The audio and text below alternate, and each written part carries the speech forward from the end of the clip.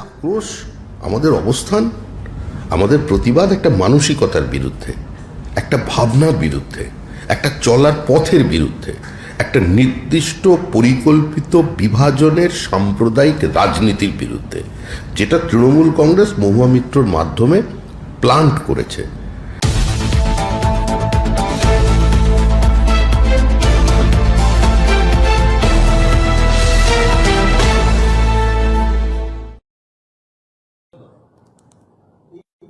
ভাষাটা নিয়ে যে আগেই বলে দিচ্ছি যে জলছি তারপরে সমর্থন চাই, এইটা কেন? প্রথমে রিয়াকশনটা দিয়ে নিন, যে চিঠিটার ব্যাপারটা বলে নিন। তারপরে এই চিঠি বেশ কয়েকদিন আগে মমতা বন্দ্যোপাধ্যায় রাজ্যের মাননীয় মুখ্যমন্ত্রীকে দেয়া হয়েছে এবং তা নিয়ে সাংবাদিক ডক্টর সুকান্ত মজুমদার, আমাদের দলের রাজ্য সভাপতি, তিনি জানিয়েছেন পৃথিবীর বৃহত্তম গণতন্ত্রের সংবিধানের সবচেয়ে মর্যাদাপূর্ণ পদ ঐক্যমত্যের ভিত্তিতেই নির্বাচিত হোক, এটাই আমরা চেয়েছিলাম। জয়ের নিশ্চিত জেনেও বিজেপির সর্বভারতীয় নেতৃত্ব, সমস্ত রাজনৈতিক দল যারা এই নির্বাচনে ভোটদানের অধিকারী, সঙ্গে যোগাযোগ করেছিলেন, কিন্তু দুর্ভাগ্যবশত ঐক্যমত্য তৈরি হয়নি। রাজ্যের মুখ্যমন্ত্রী আগেই 18টা দল নিয়ে ময়দানে ছিলেন এবং তিনি এটাও দলকেও শেষ পর্যন্ত সংঘবদ্ধ রাখা হয়তো সম্ভব নয়। একদিকে ঔদ্ধত্য, নরেন্দ্র মোদী বিরোধিতা, বিজেপির বিরুদ্ধে চরম বিষোদ্গার, সেই প্রেক্ষিতে দাঁড়িয়ে পশ্চিমবঙ্গ যারা মিথ্যা আক্রমণে, শরীরী এবং ভাষার আক্রমণে রক্তাক্ত ক্ষতবিক্ষত, তারা যে চিঠি লিখেছে, সেই চিঠির ভাষা ঔদ্ধত্য নয়, একটু কঠোর বাস্তবের উপর দাঁড়িয়ে যে ভাষাটা সবাই বুঝতে পারবেন সেভাবেই চিঠিটা লেখা হয়েছে। আমরা এই নির্বাচন বিভাজন চাই না, আমরা চাই গণতন্ত্রের এই নির্বাচনে তৃণমূল কংগ্রেসের সমস্ত সাংসদ, সমস্ত বিধায়ক যারা আছেন তারা দ্রৌপদী মুর্মুকে সমর্থন করুন। আগামী 11ই জুলাই দিল্লিতে রাজনাথ সিং এর নেতৃত্বে অগ্নিপথ নিয়ে সংসদীয় কমিটির বৈঠক। সেই বৈঠকে তৃণমূলের তরফ থেকে যোগদান করবেন সুদীপ বন্দ্যোপাধ্যায়। যেখানে তৃণমূল যে জায়গাগুলো বিরোধিতা করছে সেই জায়গাগুলো তিনি তুলে ধরবেন। তাদের মূল বক্তব্য একটা, 4 জনের মধ্যে একজন নয়, ট্রেনিং কমপ্লিট হওয়ার পরে, মানে 4 বছর কমপ্লিট হওয়ার পরে 4 জনকেই চাকরিতে নিতে হবে। দেখুন, দীর্ঘ আলাপ আলোচনার পর সেনাবাহিনীতে তারুণ্যের প্রাবল্য আনতে, আধুনিকীকরণ করতে, যুগোপযোগী করতে এই সিদ্ধান্ত গ্রহণ করা হয়েছে। এই সিদ্ধান্ত নিঃসন্দেহে পুরোটাই কোনো রাজনৈতিক সিদ্ধান্ত নয়, একটি সরকার পরিচালনা করে সেই মন্ত্রক সিদ্ধান্ত থ্রু করেছে। কিন্তু দীর্ঘদিন ধরে সেনাবাহিনীর অত্যন্ত দায়িত্বপূর্ণ অফিসাররা, প্রায় 2 প্রজন্মের অফিসাররা, তারা বিষয়টি নিয়ে আলাপ আলোচনা করেছেন এবং তারপরেই সিদ্ধান্ত নেওয়া হয়েছে। যখন ডিফেন্স মিনিস্টার রাজনাথ সিং তিনি এই বৈঠকে উপস্থিত থাকবেন, তো স্বাভাবিকভাবেই গণতান্ত্রিক দেশ, বহুদলীয় ব্যবস্থা, তারা তাদের কথা বলবেন, তারা সিদ্ধান্ত নেবেন। এ বিষয়ে আমাদের আর কি বলার থাকতে পারে। আরেকটা হচ্ছে কল্যাণীর এইমসে নিয়োগ দুর্নীতি তদন্ত করতে নেমেছে সিআইডি। তো তাতে চাকদা বিজেপির বিধায়ক বঙ্কিম ঘোষ এবং আরেকজন হচ্ছে শেখর দানা, নীলাদ্রি শেখর দানা, তার মেয়ে, বঙ্কিম ঘোষের পুত্রবধূ শেখর দানার মেয়েকে জিজ্ঞাসাবাদ করতেছে সিআইডি নোটিশ পাঠিয়েছে এবং ভবানী ভবনে হাজির হতে বলা হয়েছে। অসহিষ্ণুতা এবং প্রতিহিংসার রাজনীতি কারা করছেন এ ঘটনা থেকে পরিষ্কার। যে চাকরি তারা ওখানে করছেন সেই চাকরিটা কোনো স্থায়ী সরকারি চাকরি নয় এবং যে কোনো ধরনের তদন্ত ফেস করবার জন্য আমাদের বিধায়করা প্রস্তুত আছে। এমনিতেই পেট্রোল ডিজেলের দাম বাড়ছে, গ্যাসের দাম বাড়ছে, মানুষের জীবন অতিষ্ঠ অবস্থা, সেখানে আবার নতুন করে কেন্দ্র বলে দিল বিদ্যুতের দাম বাড়াতে, সাধারণ মানুষ বাঁচবেন কি করে? এই প্রশ্নটা গিয়ে রাজ্যের মুখ্যমন্ত্রী কিংবা তৃণমূল কংগ্রেসের কোনো নেতাকে গিয়ে করলে ভালো হয়, কারণ এ রাজ্যের বিদ্যুতের মূল্যবৃদ্ধি সর্বাধিক সারা ভারতবর্ষের তুলনায়। তারা কেন এখানে বিদ্যুতের দামকে নিয়ন্ত্রণ করতে পারেননি? আগে ভারতবর্ষের সঙ্গে একটা সমান্তরাল জায়গায় বিদ্যুতের দামকে নিয়ে আসুন, তারপরে তৃণমূল কংগ্রেস এরিয়া আলাপ আলোচনা করবে। কিন্তু এখানে প্রশ্ন হচ্ছে যে সাধারণভাবে কেন্দ্রীয় হোক বা রাজ্যেই হোক, বিদ্যুতের দাম ঠিক করবার জন্য একটা আলাদা রেগুলেটরি কমিশন রয়েছে। তারা সেই দাম ঠিক করে দেয়। বিভিন্ন উৎপাদক সংস্থার কাছ থেকে তারা জানতে চায় যে বিদ্যুতের দাম কি নেওয়া উচিত, তারপরে তারা ওটা বিষয়টা করে তারা দাম স্থির করে। এক্ষেত্রে প্রশ্ন হচ্ছে যে কেন্দ্র এইভাবে দাম বেঁধে দেওয়া, দাম বাড়ানোর কথা কেন্দ্র বলছে কেন? রেগুলেটরি কমিশন কোথায়? রেগুলেটরি কমিশন সাংবাদিক সম্মেলন করে কিংবা কোনো অধ্যাদেশ জারি করে দাম বাড়ানোর কথা বলে না। দাম বাড়ানোর সিদ্ধান্ত বা সেই বিষয়ে যা কিছু কমিউনিকেট করে অফিসিয়ালি সেটা মন্ত্রক করে, তো সেভাবেই সেটা হয়েছে। এ নিয়ে পর্যালোচনা হবে, পার্লামেন্টে আলোচনা হবে। এটা যদি তৃণমূল কংগ্রেসের পছন্দ না হয়, যদি জনবিরোধী মনে হয়, আন্দোলনের পথ খোলা, আদালতের দরজা খোলা আছে। কিন্তু পশ্চিমবঙ্গে যে বিদ্যুতের অস্বাভাবিক মূল্যবৃদ্ধি, সেটার জন্য তৃণমূল কংগ্রেস কি ব্যবস্থা নিয়েছে? আচ্ছা, ক্যানিংয়ে গতকালকে ঘটনাটা ঘটলো, 6 জনের বিরুদ্ধে এফআইআর হলো, সবাই এলাকায় পরিচিত, সবাই সকলের নাম জানে, কিন্তু এখনো পর্যন্ত কোনো গ্রেপ্তার নেই। এই দল, এটা সম্পূর্ণভাবেই শাসক দলের আভ্যন্তরীণ দখলদারির লড়াই খুন হয়েছে। ওখানে কাদের সঙ্গে কার সংঘাত, কোন বিধায়কের সঙ্গে কারা আছেন, যারা খুন হয়েছে তারা কার অনুগামী, ওখানকার স্থানীয় মানুষ জানেন। ফলে শাসক দলের মানুষকে কি করে গ্রেপ্তার করা যায়? আচ্ছা, সাইবলকে প্রোডাকশন করার কথা ছিল আজকে, সাইবল অনুব্রত রক্ষী দেহরক্ষী, সেখানে সিবিআই বলেছে যে অনুব্রত মণ্ডল 2015 সাল থেকে 2020 সালের মধ্যে তিনি ও তার পরিবারের নামে অসংখ্য জমি বাড়ি কেনাবেচা কিনেছেন। তার উদাহরণ হিসেবে 45টা ডিড আজকে জমা দেওয়া হয়েছে। গরু পাচার কাণ্ডে তদন্ত করতে গিয়ে সিবিআই কে তথ্য আর কি জমা দিয়েছে।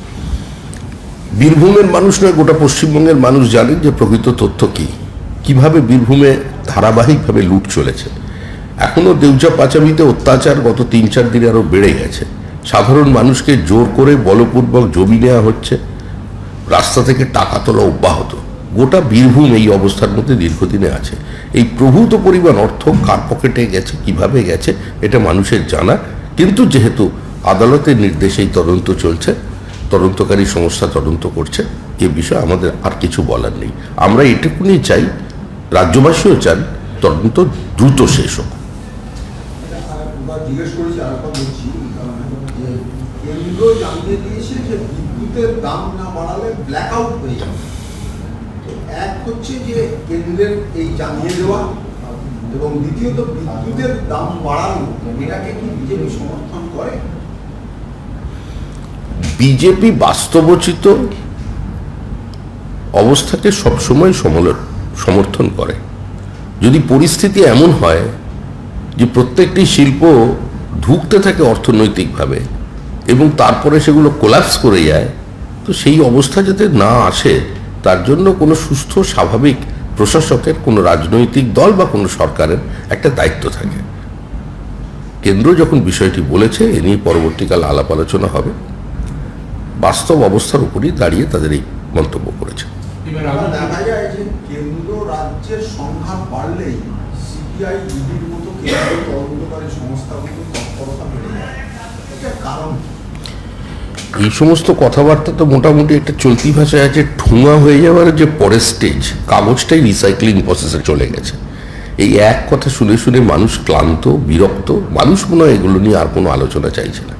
কিন্তু বাস্তবে তো তাই দেখা যাচ্ছে যে বাস্তবে দেখা যাচ্ছে তৃণমূল কংগ্রেসের নেতারা তাদেরই 3 জনের কর্মীকে মেরে একটি বিশেষভাবে গলাটা কেটে নিয়ে চলে যাচ্ছিল।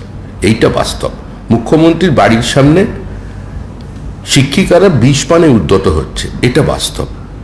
পুলিশ হেডকোয়ার্টারের সামনে গিয়ে পুলিশের চাকরি প্রার্থী যাদের নাম তালিকাভুক্ত হয়েছে তাদের উপরে লাঠিচার্জ করা হচ্ছে, সেখানে গেলে এটা বাস্তব। পুরুলিয়ার একটি জায়গায় স্কুল খোলার দাবিতে, পঠন পাঠনের দাবিতে বন্ধ ডাকা হচ্ছে, এটা পশ্চিমবঙ্গের বাস্তব। 6 লক্ষ কোটি টাকা রাজ্যের ঋণের দায়, এটা বাস্তব। রাজ্যের বিনিয়োগ বন্ধ, এটা বাস্তব। ফ্লাইট অফ ক্যাপিটাল অব্যাহত, এটা বাস্তব। মুখ্যমন্ত্রীর পাশে যিনি দাঁড়িয়ে পশ্চিমবঙ্গকে ইনভেস্টমেন্ট ফ্রেন্ডলি স্টেট বলেন, মুখ্যমন্ত্রী ব্লু আইড পারসন, তার 7 বছরের হিসাব খাতা খতিয়ে দেখুন যে তিনি কোন কোন রাজ্যে বিনিয়োগ করেছেন। মুখ্যমন্ত্রীর পাশে দাঁড়িয়ে যিনি প্রত্যেকটি মঞ্চে শিল্প সম্মেলনে থাকেন, তিনি গত 7 বছরে কোন রাজ্যে বিনিয়োগ করেছেন সেই রাজ্যটার নাম জানলে বুঝতে পারবেন, সেটা বাস্তব। এটা দেখা যাচ্ছে যে 100 দিনের টাকা বন্ধ করলে, আবাসনের নাম আবাসনের টাকা বন্ধ করলে, বিভিন্ন যোজনা কেন্দ্র বলে দিয়েছে টাকা, কেন্দ্র বলে দিয়েছে হিসাব দাও টাকা নাও, একটাই কথা, হিসাব দাও টাকা নাও, এটাই হচ্ছে কেন্দ্রের বক্তব্য। এইটা নিয়ে কেন্দ্রের বিরুদ্ধে মুখ খুললে, কেন্দ্রের বিরুদ্ধে সরব হলে না, না, দেখা যাচ্ছে হিস- কেন্দ্রীয় সংস্থাগুলো মানে বিভিন্ন সক্রিয় হচ্ছে। আপনি যে এত বিজেপিকে প্রশ্ন করছেন, আপনার বাড়িতে কি একদিন ইডি বা সিবিআই গেছে? কোনো সাংবাদিক বাড়িতে গেছে? প্রশ্ন তো করবেনি, কেন যাচ্ছে? যার কিছু আছে তবেই তো যাবে। বর্ধমান শহরে 4 জনের মৃত্যু হয়েছে, তার মধ্যে 2 জনের মৃত্যু হয়েছে পরিবারের অভিযোগ অনুযায়ী বিষ মদ খেয়ে। হ্যাঁ, বর্ধমান শহরে 4 জনের মৃত্যু হয়েছে, পরিবারের অভিযোগ, 2টো পরিবারের অভিযোগ বিষ মদ খেয়ে মৃত্যু হয়েছে। আর 2 জনের পরিবার 2 জনের সম্পর্কে এখন নিশ্চিত নয়, কিন্তু এলাকার মানুষ বলছে তারাও বিষ মদই পান করেছে। বিষ মদে 4 জনের মৃত্যু হয়েছে বলে অভিযোগ উঠছে বর্তমানে। তাহলে নিঃসন্দেহে তারা 2 লক্ষ টাকা করে পাবেন। তাদের আত্মার সদ্গতি কামনা করছে। শোক ও সন্তপ্ত পরিবারের প্রতি আমাদের সমবেদনা জানাচ্ছি। রাজ্য সরকার যত দ্রুত 2 লক্ষ টাকা এই মহান কার্যের জন্য পৌঁছে দিতে পারেন। বিষমদ তো বন্ধ করতে পারবেন না, বেআইনি মদ তৈরি বন্ধ যখন করতে পারছেন না, ট্যাক্সের টাকার 2 লক্ষ টাকা তাদের বাড়ি চলে যাবে। এটাই তো বাংলা, এগিয়ে বাংলা। বিরোধী দল কি করবে? ঠিক সময় ঠিক জায়গায় আন্দোলন চলছে। বিষমদের জন্য বিরোধী দলের আন্দোলন, বিষমদের জন্য স্থানীয় আন্দোলন করে। বিরোধী দলনেতা বিষমদের জন্য ঝান্ডা হাতে নেমে পড়বে, এটা কি আপনি চাইছেন? সেটা এত বড় দেশের গণতন্ত্রে কাঙ্ক্ষিত নয়।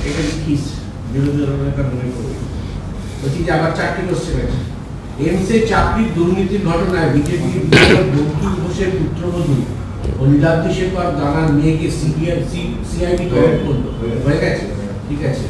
বীরভূমের আদানি বাংলাদেশ অব্দি বিদ্যুৎ পৌঁছতে হাই টেনশনের পাত্রে পরাক্কার আম লিচু গাছের উপর খণ্ডযুদ্ধ হচ্ছে পুলিশের সঙ্গে, কি বলবেন? এটা রাজ্য সরকারের বিষয়। আদানি তো আপনাদের এটা কোথা থেকে আপনি পেয়েছেন? রাজ্য সরকারের বিষয়। 10,000 কোটি টাকা বিনিয়োগ করবেন আদানি বলে আপনারা এত সাফল্যের সঙ্গে পশ্চিমবঙ্গ রাজ্য সরকারের পক্ষ থেকে প্রচার করা হলো যে পশ্চিমবঙ্গে বিনিয়োগ আসছে, আদানি 10,000 কোটি টাকা ব্যবহার করবেন, আর 1 লক্ষ কোটি টাকা আদানি বিনিয়োগ করছে উত্তরপ্রদেশে। আমরা 10,000 কোটি টাকায় খুশি হয়ে গেছি। এবার 10,000 কোটি টাকার দায়ভার তো নিতে হবে রাজ্যকে। তো আম লিচু পাড়াপাড়ির ব্যবস্থা করবেন। আপনি পক্ষে বলছেন, ঠিকই হচ্ছে। পক্ষে বিপক্ষের কোনো ব্যাপার নেই। হাইটেনশন লাইন নিয়ে যাবে, কোথা দিয়ে নিয়ে যাবে রাজ্য সরকারের দেখবার বিষয়। মানুষ আমাদের বিরোধী দলের জায়গা দিয়েছে। যদি আমরা দেখি আমলিচুর গাছের ক্ষতি হচ্ছে, তখন আমাদের মালদা জেলা ইউনিট আন্দোলনে নেমে পড়বে। মহুয়া মৈত্রটা মন্তব্য করেছে যে হিন্দু ধর্ম বিজেপি কি একা লিজ নিয়েছে? হিন্দু ধর্ম বিজেপি কি একা লিজ নিয়েছে? ওর প্রশ্নের উত্তর বিজেপি দিতে যাবে কেন? পার্লামেন্টে দাঁড়িয়ে প্রশ্ন করুন, সাংসদ আছেন। উনি ওনার কনস্টিটুয়েন্সির কিছু মৌলবাদী মানুষকে খুশি করতে চাইছেন, যারা ট্রেন ভেঙেছেন, বাসে আগুন লাগিয়েছেন, বেছে বেছে বাড়ি লুট করেছেন, দোকানে আগুন লাগিয়েছেন। এই ধরনের মানুষকে সলিডারিটি এক্সপ্রেস করতে চেয়েছেন। তার পার্টি তার মাধ্যমে কাজটা করিয়েছে, তাতে তিনি খুশি থাকুন ওই নিয়ে। আপনারা 11 তারিখে কৃষ্ণনগরে মিটিং করছেন, মানে কি কি কারণ?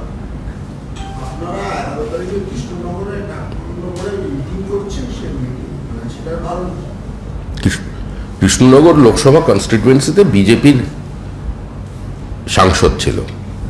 নদিয়া জেলায় বিজেপির কয়েকজন বিধায়কও আছেন। নদিয়া জেলার মানুষ বিজেপিকে চেনে, বিজেপিও নদিয়া জেলাটাকে চেনে।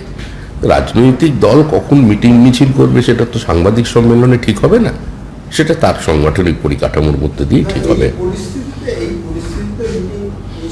এই পরিস্থিতিতে মিটিং মানে যখন এই মহুয়া মিত্রকে নিয়ে চলছে বিজেপি 68 জন 70 জন এমএলএ এফআইআর করছে, এখানে মহুয়া মিত্র কোনো বিষয় নয়। ব্যক্তিগত মহুয়া মৈত্রের উপরে আমাদের কোনো আক্রমণ নেই। মহুয়া মৈত্র একজন মহিলা, তিনি সাংসদ, তার সঙ্গে আমাদের ব্যক্তিগত আক্রোশ থাকতে যাবে কেন? আমাদের আক্রোশ, আমাদের অবস্থান, আমাদের প্রতিবাদ একটা মানসিকতার বিরুদ্ধে, একটা ভাবনার বিরুদ্ধে, একটা চলার পথের বিরুদ্ধে, একটা নির্দিষ্ট পরিকল্পিত বিভাজনের সাম্প্রদায়িক রাজনীতির বিরুদ্ধে, যেটা তৃণমূল কংগ্রেস মহুয়া মিত্রর মাধ্যমে প্লান্ট করেছে, এই বিতর্কটা তৈরি করেছে, সমাজের একটা অংশকে একটা বার্তা দিচ্ছে, পৌত্তলিকতাবাদের বিরুদ্ধে বার্তা। সেই বার্তাটা দিচ্ছে আমাদের অবস্থান সেটার বিরুদ্ধে। ব্যক্তি মহুয়া মৈত্রের বিরুদ্ধে আমাদের কেন কোনো বিদ্বেষ থাকবে? আমরা বলেছি ওনাকে নিঃশর্ত ক্ষমা চাইতে হবে, এটাই আমাদের অবস্থান।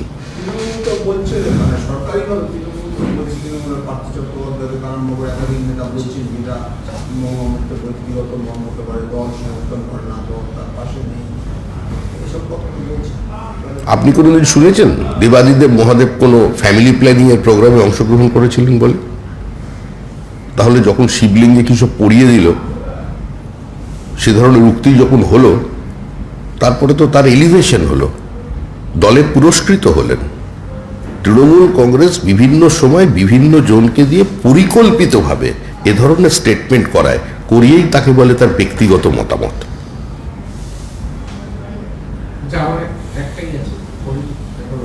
এ রাজ্যে তো আরো এফআইআর হয়েছে, এ রাজ্যে একটি ঘটনায় আরো এফআইআর হয়েছে, ওই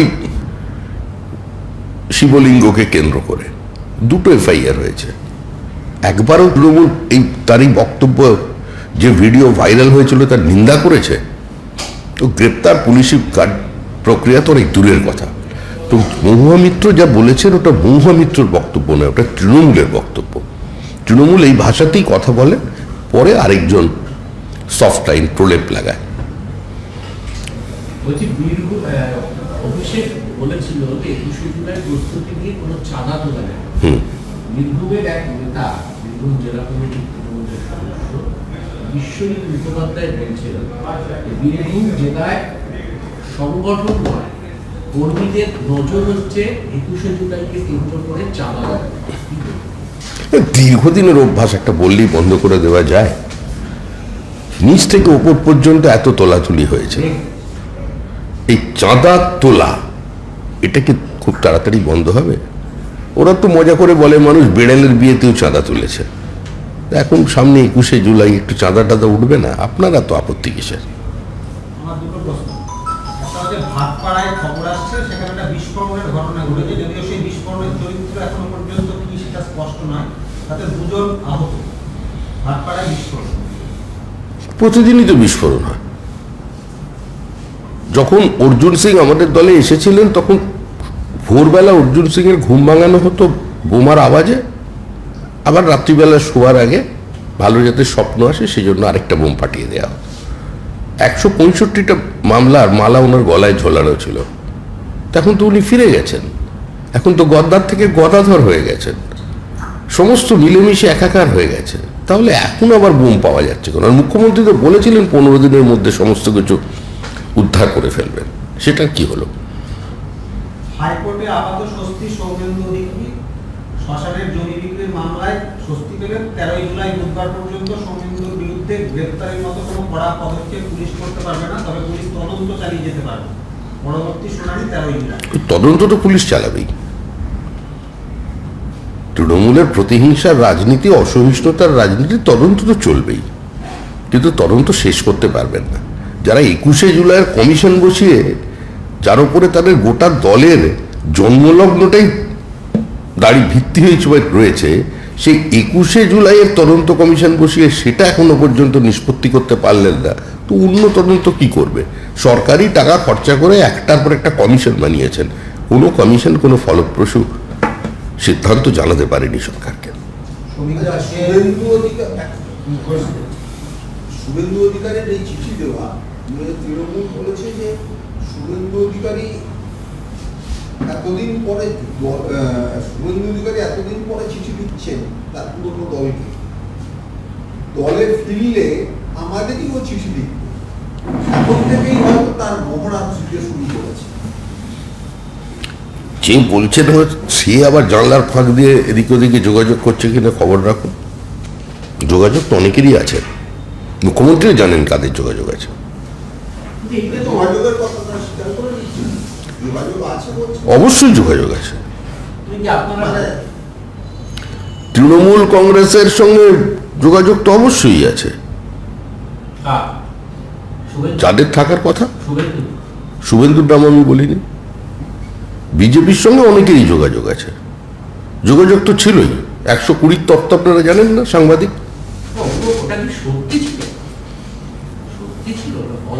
সেটা যে সত্যি ছিল কি মিথ্যা ছিল, যেটা এই পশ্চিমবঙ্গের যার বোঝার তিনি সেটা জানেন। যোগাযোগ আছে, আদৌ আছে কিনা সত্যি নাম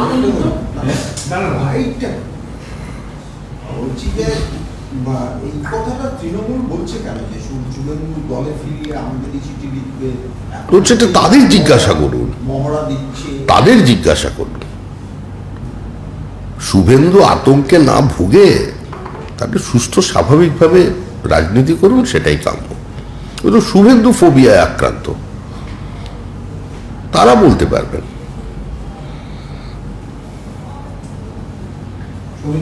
বর্ধমানে মদ খেয়ে 3 জন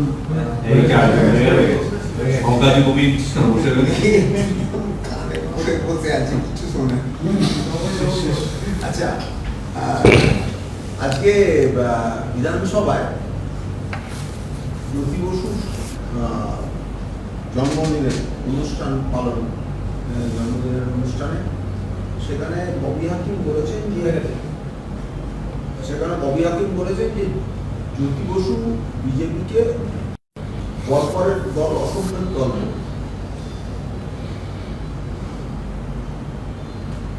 এটা জ্যোতি বসু বিজেপিকে কর্পোরেট দল, অসম্ভব দল।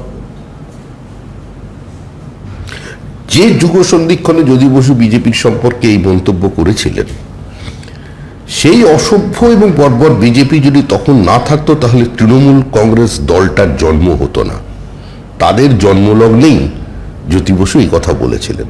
আর তার দলের সম্পর্কে কি কি বলেছিলেন একটু মনে করলে ভালো হয়। এখন সবাইকে হারিয়ে তৃণমূলের সামনে আর এখন কোনো নেতা নেই, সবাইকে হারিয়ে এখন শেষ পর্যন্ত জ্যোতি বসুকে ধরে বেঁচে থাকতে চাইছে। জ্যোতি বসুর প্রতি যদি এতই শ্রদ্ধা ভালোবাসা তৃণমূল কংগ্রেসের থাকতো, তাহলে আজকে ওই নিউ টাউনের নামটা জ্যোতি বসু নগরী যখন করা হয়েছিল, আমাদের সঙ্গে শত বিরোধিতা থাকা সত্ত্বেও অসভ্য বর্বর পার্টির নেতা তপন শিকদার অসুস্থ শরীরে হসপিটাল থেকে চিঠি লিখে সমর্থন জানিয়েছিলেন গৌতম দেবের আমন্ত্রণে, বলেছিলেন যেতে পারছি না, কিন্তু আমরা আপনাদের এই প্রস্তাবকে সমর্থন করছি। সেটা তৃণমূল কংগ্রেস বদলানো কেন? প্রতিহিংসার রাজনীতি, নাম বদলের রাজনীতি, কদর্য ভাষায় আক্রমণের রাজনীতি হচ্ছে তৃণমূল কংগ্রেসের সংস্কৃতি। আর ববি হাকিম গত 2 বছর যাবত একটু অন্য ধরনের কথাবার্তা বলছেন। ববি হাকিম প্রতিনিয়ত বিজেপির বিরুদ্ধে আক্রমণ করছেন, আসলে ওর টার্গেট বিজেপি নয়। ববি হাকিম ওর দলের মধ্যেই কাউকে টার্গেট করছেন। ববি হাকিম বোঝাতে চাইছেন রোজ এই কদর্য বিজেপি বিরোধী, মোদী বিরোধী স্টেটমেন্ট দিয়ে যে ব্লক ভোটের মুখ তিনি, তার অধিকার আছে, অতএব তার অবস্থান খর্ব করা যাবে না, ক্ষমতা ছেটে ফেলা যাবে না। কলকাতা শহর ডুবে গেলেও তাকে মেয়র রাখতে হবে, তার পরিবহন দপ্তর সম্পূর্ণভাবে লাটে উঠে গেলেও তিনিই মন্ত্রী থাকবেন, কারণ তিনি ব্লক ভোটের মুখ। ওই মিনি পাকিস্তানের স্লোগান দেওয়া ববি হাকিম, তার যে কন্ট্রোল আছে সেইটা বার্তাটা তিনি দলের মধ্যে দিচ্ছেন, এক ধরনের প্রেশার ট্যাকটিক্স। 2 বছর ধরে এটা চলছে। ওর বিরোধিতা বিজেপি বিরোধিতা নয়, ওর বিরোধিতা দলের মধ্যে বিরোধিতা। রাষ্ট্রপতি পদপ্রার্থী কালকে আসছেন, কর্মসূচি তার সেসব কি এখন কিছু বলা যায়? ঠিক সময় পার্টি জানিয়ে দেবে। এই মুহূর্তে আমাদের কাছে তার পুরো সফরসূচি নেই, ওটা সম্পূর্ণ ভিন্ন বিষয়। তবে আমাদের বিধায়কদের সঙ্গে, সাংসদদের সঙ্গে তিনি ওয়েস্টিন হোটেলে মিলিত হবেন। আচ্ছা, উত্তরপ্রদেশে বলছে আপনারা চিঠি দিচ্ছেন, এই প্রসঙ্গে আপনারা চিঠি দিচ্ছেন সকলকে, হ্যাঁ, সরকার মানে সমস্ত বিরোধীদেরও চিঠি দিচ্ছেন যে তার সমর্থন দেওয়ার জন্য, কিন্তু তিনি শুধু ওয়েস্টিন হোটেলে আসছেন, বিজেপি বিধায়কদের সঙ্গে মিলিত হবেন, এটা কেন? সাধারণভাবে আমরা দেখেছি অতীতে যখন প্রণব মুখার্জি যখন রাষ্ট্রপতি হয়েছেন তখন তিনি বিধানসভায় এসেছেন, সকলের কাছে অ্যাপিল করেছেন। প্রণব মুখার্জি তো দুপক্ষেরই নেতা ছিলেন, কংগ্রেস আর তৃণমূল তো এক, মাফ করবেন, কংগ্রেস আর সিপিএম তো একই ছিল, একই মুদ্রার দুটি পিঠ। সেজন্য উনি এক জায়গায় পৌঁছে গিয়েছিলেন। আর এখানে তো আমরা একমাত্র বিরোধী শক্তি আমাদের কাছে এসছেন। রাজনীতিতে কি হয়, মানুষ যখন সাধারণ নির্বাচনে লড়ে, নিজের যেটা সিকিউর ভোট সেখানে প্রথম যায়, সেটাকে হাতছাড়া করতে চায় না। সেই জন্য প্রথম ওইখানে বসছেন, তারপরে যেখানে যেখানে যাবেন ছোট ছোট বিরোধিতা আছে। তবে নিশ্চিত থাকুন, এই নির্বাচনে বিজেপির যে ভোট তার থেকে বেশি ভোট দ্রৌপদী মুর্মু পশ্চিমবঙ্গ বিধানসভায় পাচ্ছেন। তাহলে পরে যাবেন, মানে পরে কর্মসূচি তো আমার জানা নেই, আমরা তো সকলের কাছে যাচ্ছি। উনি রাষ্ট্রপতি যখন প্রার্থী হয়েছেন, উনি সকলের কাছে আবেদন করবেন, আর দল হিসেবে তো আমরা সকলকে চাইছি। আমরা তো চাই সিপিএম এরও যারা আছেন তারা তো প্রান্তিক মানুষের প্রতিনিধি, সর্বহারা দল, শ্রমিক সংগঠন কাজ করেন, যাদের কিছু নেই শ্রম দেওয়ার ছাড়া, সেই মানুষগুলোর জন্য যাদের দল তৈরি হয়েছে তারাও আসবেন, তারাও ভোট দেবেন, তাদের কাছেও আবেদন থাকবে যেখানে আছে। বলছি যে উত্তরপ্রদেশে নাকি আজকে, হ্যাঁ উত্তরপ্রদেশে নাকি আজকে বলছে 50 বছর হয়ে গেলে বিআরএস নিতে হবে, জানেন? না, আমার জানা নেই, অনেক দূর।